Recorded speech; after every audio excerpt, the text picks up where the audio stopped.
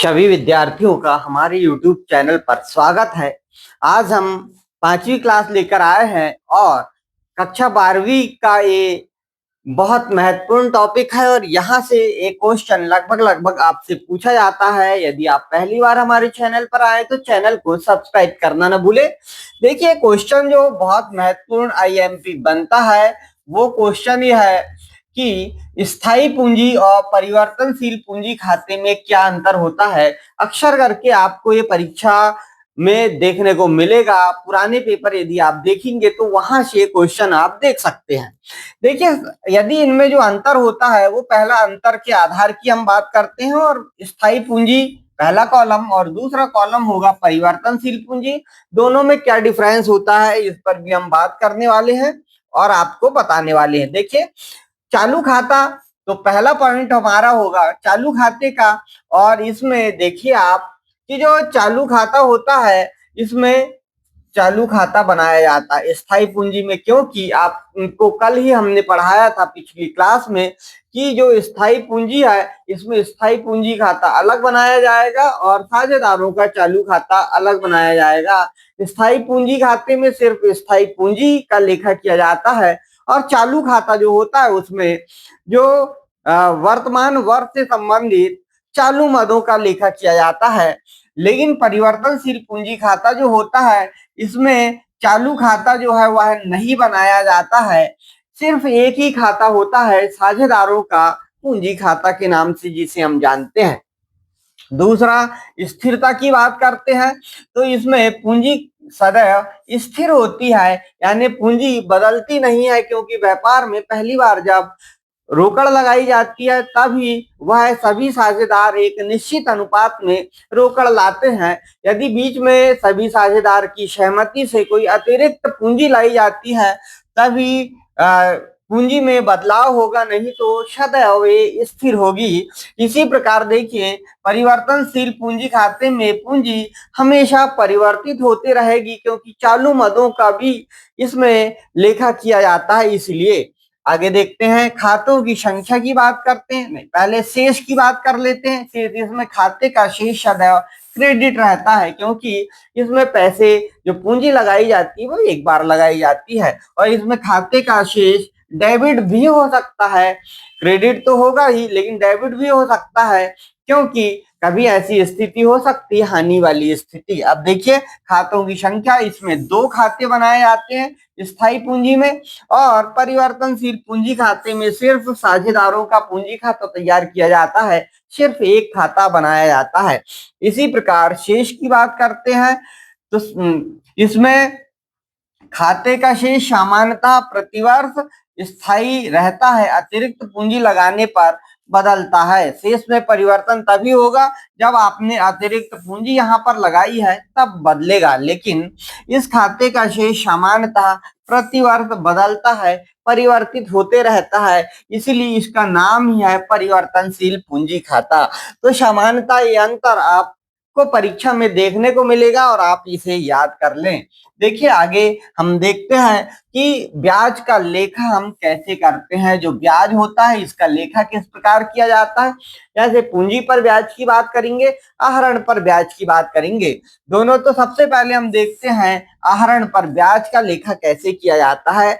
तो साझेदारों के आहरण पर ब्याज केवल उसी दशा में लगाया जाता है जब साझेदारी संलेख में इसका आशय या उल्लेख होता है। यदि आपने साझेदारी जो संलेख है वो संलेख आपने बनाया है तो साझेदारी संलेख में यदि लिखा है तो ही हम ये आहरण पर ब्याज का लेखा करेंगे, अन्यथा हम ब्याज का लेखा नहीं करेंगे।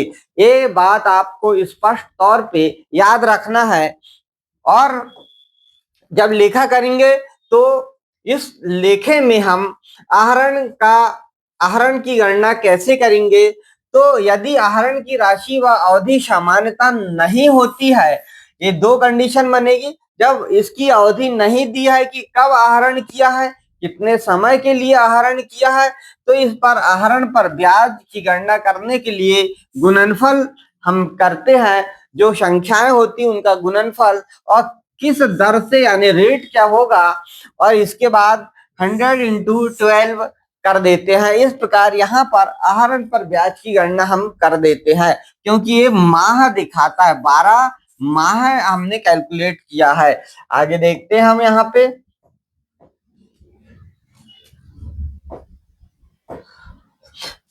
आहरण की राशि व अवधि समान होती है तब की हम बात करते हैं कि इसकी गणना करते समय जो निम्न बातें हैं उनको ध्यान में हमें रखना चाहिए। वहां पर अवधि समान नहीं थी, लेकिन यहाँ पर आहरण की राशि एक और दूसरा अवधि दोनों सामान्य होती है। तब आहरण पर ब्याज की गणना करते समय हमको जो ध्यान रखना होगा कि यदि पृष्ठ में आहरण की तिथि यानी डेट दी है, इसका उल्लेख नहीं किया गया डेट का, तो 6 माह का ब्याज ज्ञात कीजिए। तो आपको सीधे सीधे 6 माह का ब्याज लगा देना है, किंतु दर के साथ वार्षिक शब्द ना हो तो पूरे वर्ष का ब्याज ज्ञात करना चाहिए। देखिए, आपको ध्यान रखना है कि आहरण की तिथि का उल्लेख नहीं है कि किस तारीख को उन्होंने आहरण किया है और ब्याज भी लिया जाएगा। तो आपको यहाँ पर 6 माह का ब्याज निकालना चाहिए, जो 6 माह है इसका ब्याज निकाल लेना चाहिए। लेकिन आपको यहाँ पे ध्यान रखना है, वार्षिक शब्द यदि दर के साथ नहीं दिया है तो पूरे यहाँ पर आपको 12 माह का आपको ब्याज निकालना होगा। तो ये पहली कंडीशन थी जिस पे हमने बात की। दूसरी कंडीशन देखते हैं हम, यदि साझेदार एक निश्चित तिथि या प्रत्येक माह की प्रथम तिथि को निकालता है तो ऐसे साझेदार के कुल आहरण की राशि पर 6.5 माह का ब्याज ज्ञात करना चाहिए। मान लो 1 जनवरी को निकालता है, इसी प्रकार 1 फरवरी को निकालता है, ये उसका शेड्यूल है। 1 मार्च को निकालता है। तो यदि ऐसा उन्होंने किया है कि साझेदार प्रत्येक माह की प्रथम तिथि यानी 1 तारीख को निकालता है, तो ऐसे साझेदार के कुल आहरण की राशि पर हमको 6.5 माह का ब्याज निकालना चाहिए। 6.5 माह का हम यहाँ पे ब्याज निकाल लेंगे सीधे सीधे।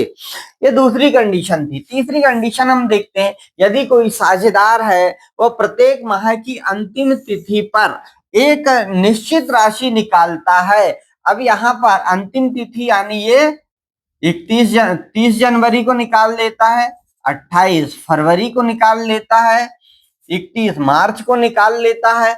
ये लास्ट की तिथि को यदि निकालता है तो उसके कुल आहरण पर हम 5.5 माह का यहाँ पर आहरण पर ब्याज निकालेंगे। अर्थात अंत में निकाला है तो 5.5, प्रथम तिथि को निकाला है तो 6.5, और यदि किसी ने देखिए मध्य में यानी 15 जनवरी को निकाला है, 15 फरवरी को निकाला है, 15 मार्च को निकाला है, और यदि ऐसा उन्होंने निकाला है तो आपको ध्यान रखना चाहिए कि ऐसे आहरण पर 6 माह का ब्याज ज्ञात हमें करना चाहिए। ये नियम है हमारा, और इस नियम के अनुसार आप आहरण पर ब्याज का कैलकुलेशन करेंगे। कभी कभी ये परीक्षाओं में पूछा जाता है।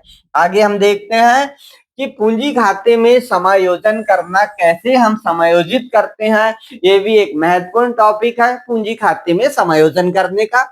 तो कभी कभी क्या होता है कि जो खाता पुस्तकें हैं हमारी, उनको बंद करने के बाद में, अर्थात आप समझिए कैलेंडर वर्ष है तो 31 दिसंबर जब आएगा, उस 31 दिसंबर को हमने क्या काम किए, हमारे अकाउंट क्लोज कर दिए।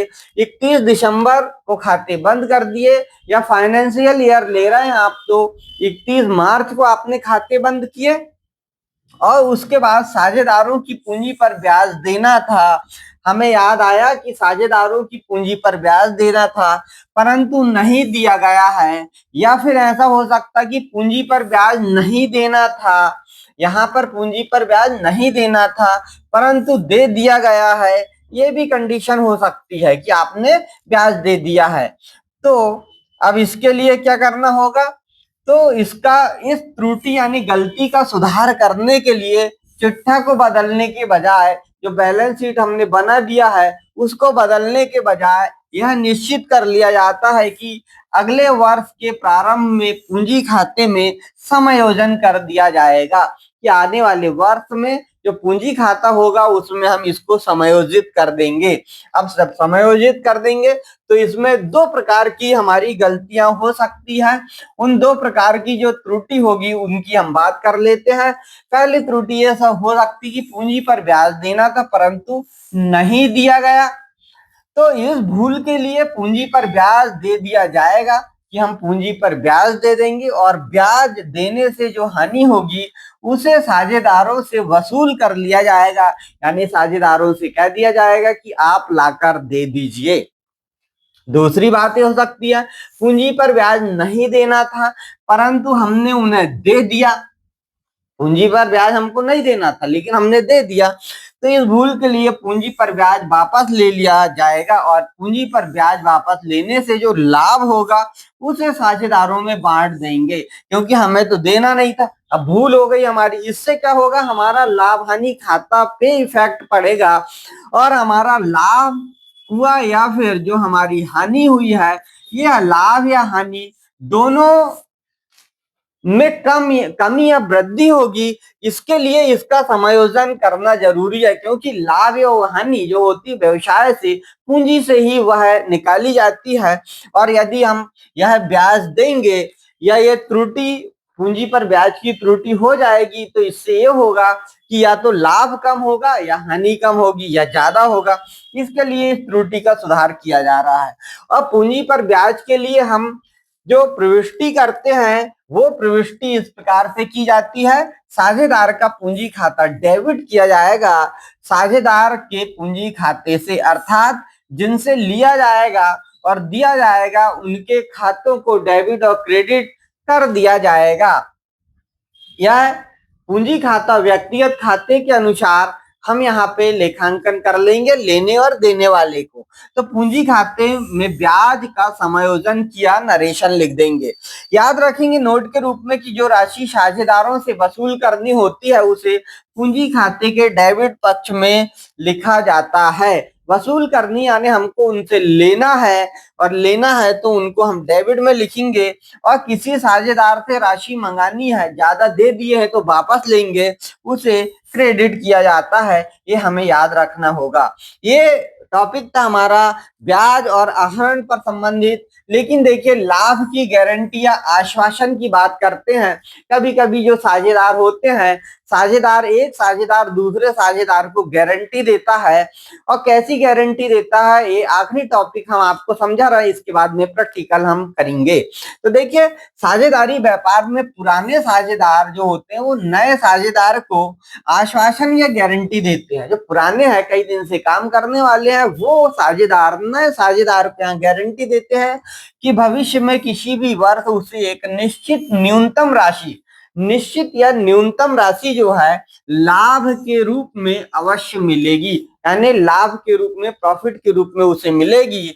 और यदि किसी वर्ष उसे न्यूनतम राशि से कम लाभ प्राप्त होता है, अर्थात उन्होंने पहले ही कहा था कि आपको 1,00,000 रुपए यहाँ पर प्रॉफिट होगा हर वर्ष, लेकिन हुआ ऐसा नहीं, कम ज्यादा हुआ है, तो गारंटी देने वाले साझेदार द्वारा लाभ कम हुआ है तो जो गारंटी देगा उसे उसके द्वारा उस कमी की पूर्ति की जाएगी। अर्थात 1,00,000 रुपए का यहाँ पे गारंटी दी गई थी लेकिन उस वर्ष लाभ हुआ 80,000 रुपए ही हुआ, तो यहाँ पर 20,000 रुपए जो है वो ऐसा साझेदार देगा जिन्होंने ये गारंटी दी है और कुल मिलाकर जिसको गारंटी दी गई है उसे 1,00,000 रुपए दे दिया जाएगा। इस प्रकार यह कमी उसके लाभ हानि अनुपात से पूरा करेंगे जिन्होंने गारंटी दी है। तो ये हमारा लास्ट चैप्टर था।